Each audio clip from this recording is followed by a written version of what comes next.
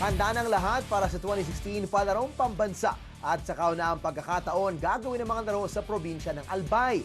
Nakaranas naman ng ilang problema ang mga delegadong nagsidatingan sa Albay.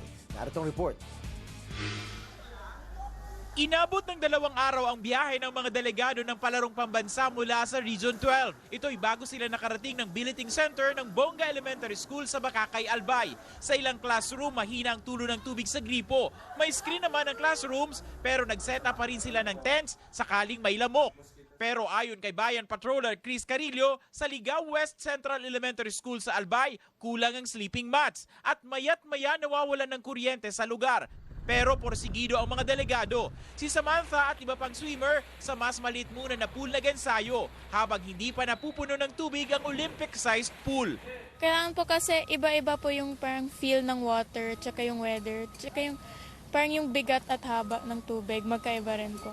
Ayon kay Sports Coordinator Roderick Mendoza, gumagawa na sila ng hakbang para matugunan ang mga pangangailangan ng mga atleta. Malaking bagay naman sa ekonomiya at turismo ng Albay ang pagiging host na unang pagkakataon ng Palarong Pambansa.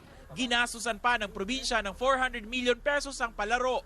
Ang Albay naman, dati naman kasi meron na kaming mga ang tawag indoor sports facilities, St. Agnes, all the Catholic schools, all their are given. So yung sports track lang, swimming pool talaga ang ginawa namin, plus yung mga billeting, inayos namin. Ngayon, may augmented police forces na sila na may 2,527 at 833 na emergency health staff para panatilihing maayos at ligtas ang palaro. Aarangkada sa linggo ang Palarong Pambansa. Mapapanood ang Palarong Pambansa sa ABS-CBN Sports and Action Channel 23.